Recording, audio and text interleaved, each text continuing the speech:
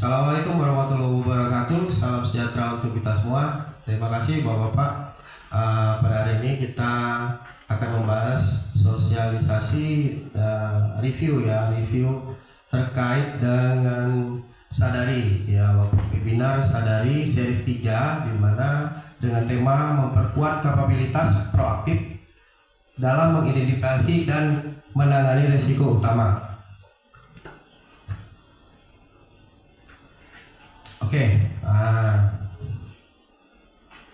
Webinar yang diselenggarakan tanggal 10 Oktober itu dengan narasumber Bapak Andi Manbun SE, AK, MBA, CMA, CPMA, CPA, CA, CBV, CMA, CMR, PP, SNCPA, CRT, SF. Beliau memiliki berbagai pengalaman ya terkait dengan manajemen risiko, di mana beliau pernah menjadi senior auditor di KP Grand Norton Hendra Winata dan rekan.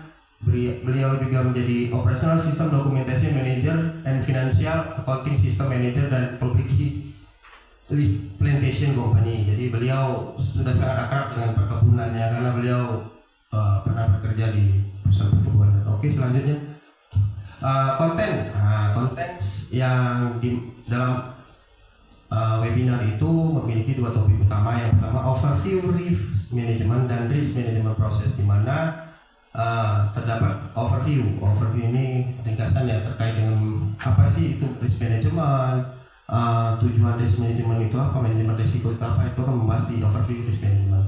Oke, selanjutnya untuk definisi risk management sendiri atau yang disebut dengan IRM, itu adalah budaya, proses, struktur yang diarahkan sedemikian rupa dapat menjadi kesempatan potensial pada saat yang sama dapat menangani efek-efek negatif yang terkait hal tersebut. Nah, sebelum itu apa sih itu resiko utama? Nah, ini Bapak-bapak ya, resiko utama adalah resiko yang berkontribusi secara signifikan yang langsung mempengaruhi sasaran perusahaan. Nah, jadi resiko utama adalah resiko yang berkontribusi signifikan terkait dengan pencapaian sasaran suatu perusahaan. Nah, di dalamnya juga ada yang disebut dengan Operation Risk Management atau ORM. Karena berhubungan dengan sasaran perusahaan pasti ada resiko yang terjadi dalam suatu prosesnya itu sendiri. Di mana manajemen resiko operasional atau ORM ini adalah proses manajemen risiko dalam mengelola risiko yang timbul akibat tidak berfungsinya proses internal, adanya kesalahan manusia, kegagalan pada sistem, faktor atau kejadian dari luar eksternal. Jadi definisi risk management itu dari IRM, dari apa itu risiko utama, mengkelompok lagi menjadi manajemen risiko operasional, dan intisari dari manajemen risiko itu adalah serangkaian proses atau prosedur metodologi terstruktur yang digunakan untuk mengidentifikasi. Jadi kalau ada manajemen risiko itu ada proses identifikasi, proses pengukuran ya, terus memperlakukan dan memantau risiko yang timbul dari seluruh kegiatan usaha BUMN, mencakup pengendalian intern dan tata kelola terintegrasi. Jadi manajemen risiko itu adalah proses identifikasi, pengukuran dan pemantauan risiko yang timbul dari suatu kegiatan dalam suatu organisasi. Oke, selanjutnya. Nah, tujuan manajemen risiko sendiri itu adalah satu, pencapaian sasaran. Yang kedua, melindungi aset. Ketiga, mitigasi dampak. Empat, penerapan CGC. Dan yang kelima adalah penciptaan nilai. Dari 5 proses ini, bahwa apa itu tuh yang dimaksud dengan pencapaian sasaran? Berarti mendukung pencapaian sasaran perusahaan, baik jangka pendek maupun jangka panjang. Kemudian melindungi aset. Aset itu apa? Ada karyawan di sini, ada aset perusahaan, ya, dalam rangka memenuhi atau memastikan pertumbuhan yang berkesinambungan atau berkelanjutan. Kemudian di dalamnya juga ada tujuan lagi, mitigasi dampak. Jadi suatu proses mitigasi risiko itu dapat mengurangi dan mitigasi resiko atau dampak yang timbul bila terjadi.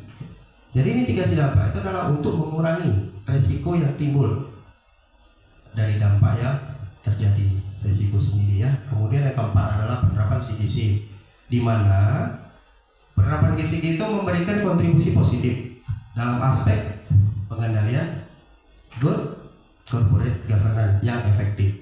Yang terakhir adalah penciptaan nilai, di mana penciptaan nilai itu memberikan perlindungan kepada perlindungan nilai serta penciptaan nilai kepada kinerja perusahaan. Selanjutnya, nah karakter manajemen risiko ya Pak ya, ini ibarat sebuah kapal. Nah, di sini a ship is harbor is safe, but that is not what ship are built for. Jadi suatu kapal itu akan aman kalau dia berada di pelabuhan. Tapi kalau dia berlayar itu banyak sekali resiko. Contohnya dia harus melawan ombak, angin, terus lagi apa? Belum dampak cuaca, ya. Dampak-dampak lain mungkin ada di dalam bahan-bahan kapal ini yang perlu perbaikan atau diperlukan perawatan. Nah, jadi di dermaga inilah tempat ia untuk melakukan perbaikan, dan tempat yang paling aman bagi sebuah kapal adalah di dermaga.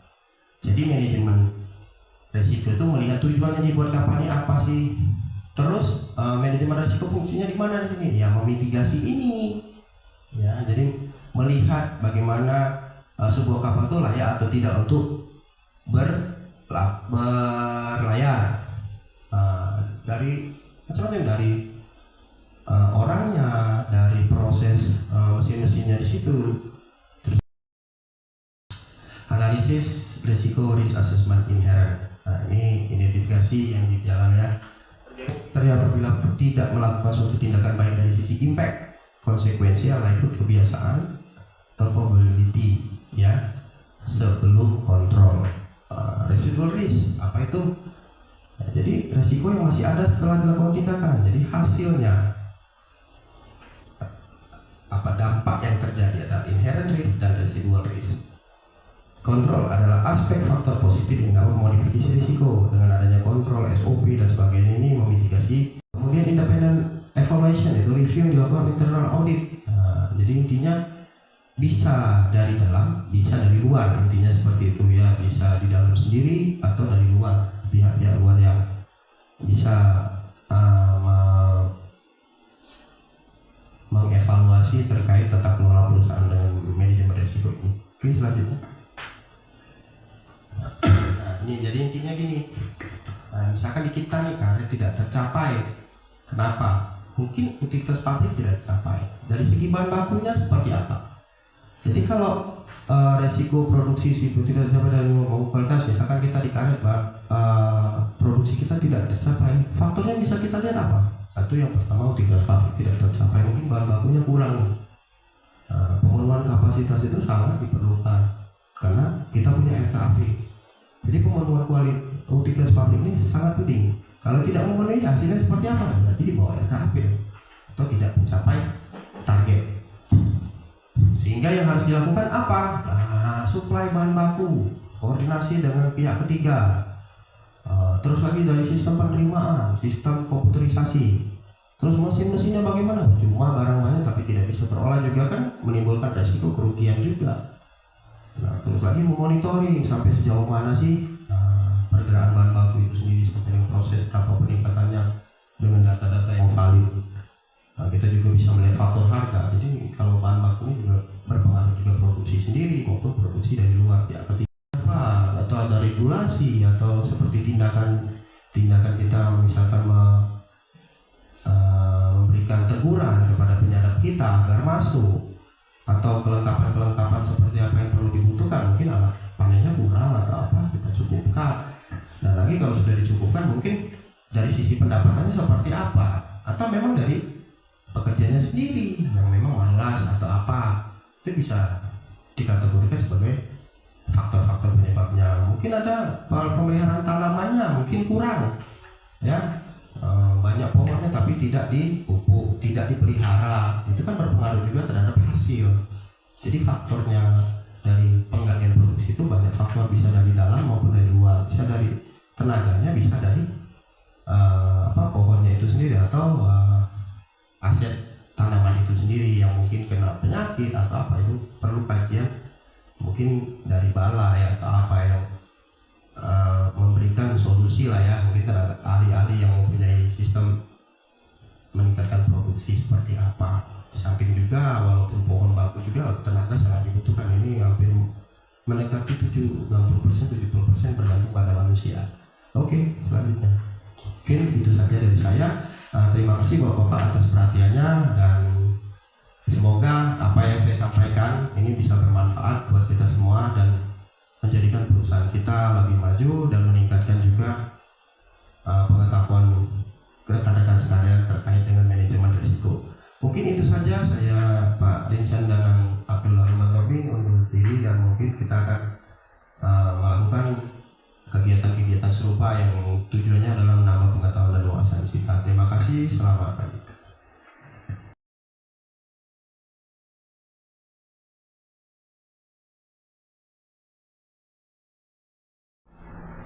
Assalamualaikum warahmatullahi wabarakatuh. Salam sejahtera untuk kita semua. Om Swastiastu, Namo Buddhaya, salam kebajikan. PTPN tumbuh juara bangun negeri. Perkenalkan, saya Rincan Danang Ayel Tobing. Saya karyawan PTPN 1 Regional 7 Kebun Tebenan dengan NIK 700-2250. Hari ini saya akan merangkum webinar Sadari Series 3 tentang memperkuat kapabilitas proaktif dalam identifikasi dan menangani resiko utama yang disampaikan oleh narasumber kita, Bapak Andi Imanuddin. Beliau adalah praktisi bidang manajemen resiko yang dilaksanakan pada hari Selasa tanggal 10 Oktober 2025. Beberapa poin yang disampaikan diantaranya terkait overview risk management atau tinjauan umum manajemen resiko dan risk management proses atau proses manajemen resiko. Definisi overview manajemen resiko sendiri yaitu proses manajemen resiko dalam mengelola risiko yang timbul akibat tidak berfungsinya proses internal, adanya kesalahan manusia, kegagalan pada sistem, dan faktor atau kejadian dari luar atau eksternal. Apa itu manajemen risiko? Manajemen risiko itu adalah serangkaian prosedur, metodologi terstruktur yang digunakan untuk mengidentifikasi, mengukur, memperlakukan, dan memantau risiko yang timbul dari seluruh kegiatan usaha BUMN, mencakup sistem pengendalian internal dan tata kelola yang terintegrasi. Apa yang dimaksud dengan risiko utama? Risiko utama yaitu risiko yang berkontribusi secara signifikan mempengaruhi pencapaian sasaran perusahaan dan atau sesuai diskresi pemegang saham atau manajemen yang perlu menjadi perhatian utama. Oke, selanjutnya untuk tinjauan manajemen risiko. Tinjauan manajemen risiko itu ada 5, yaitu 1. Pencapaian sasaran, yaitu mendukung pencapaian sasaran perusahaan baik jangka pendek maupun jangka panjang. Yang kedua adalah melindungi karyawan dan aset perusahaan serta memastikan pertumbuhan yang berkelanjutan. Yang ketiga adalah mitigasi dampak, di mana adalah satu hal yang dilakukan untuk mengurangi dan mitigasi dampak yang timbul resiko yang terjadi.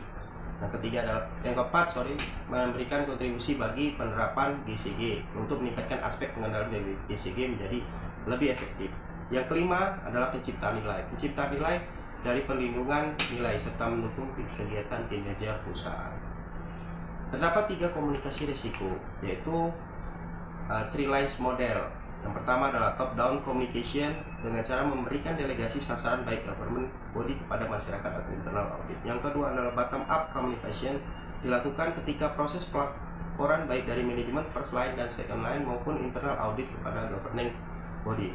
Yang ketiga adalah lateral atau alignment communication, dilakukan ketika komunikasi dan kolaborasi manajemen dengan internal audit di mana kedudukan kedua peran ini sejajar dan seharusnya berkolaborasi, berkoordinasi, dan berkomunikasi secara teratur dan efektif.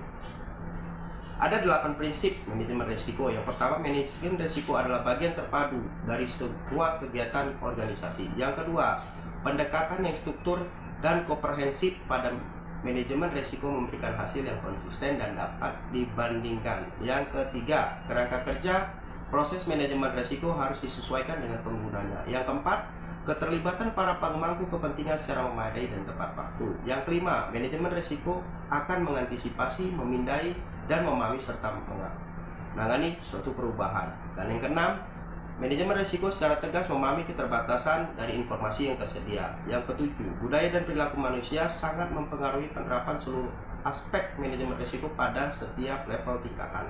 Dan yang kedelapan, manajemen risiko melakukan perbaikan terus-menerus berdasarkan pengalaman dan pembelajaran.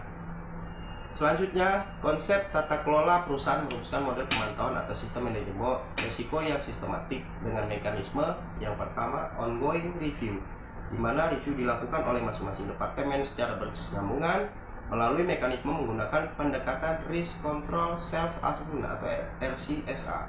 Yang kedua, review dan pemantauan bersifat berkesinambungan sehingga disiplin dari pemilik resiko untuk selalu memonitor, mencatat, dan melaporkan kepada atasan sangat diperlukan. Itu yang termasuk dalam ongoing review. Kemudian yang kedua adalah independent evaluation, yaitu review yang dilakukan oleh internal audit dan external audit melalui mekanisme menggunakan pendekatan risk-based audit. Yang kedua, pemantauan atas profil risiko, langkah pengendalian dan efektivitas dari seluruh step risk management proses. Mungkin itu saja teman-teman yang bisa saya sampaikan kepada seluruh insan planters Nusantara. Semoga apa yang saya sampaikan mampu memberikan wawasan dan pengetahuan untuk rekan-rekan semua. Semoga berguna bagi mencapai dan membangun budaya kerja di perusahaan kita. Sukses dan sehat selalu untuk rekan-rekan semua. PTPN, One PTPN, One Culture. Oke, terima kasih rekan-rekan, saya undur diri.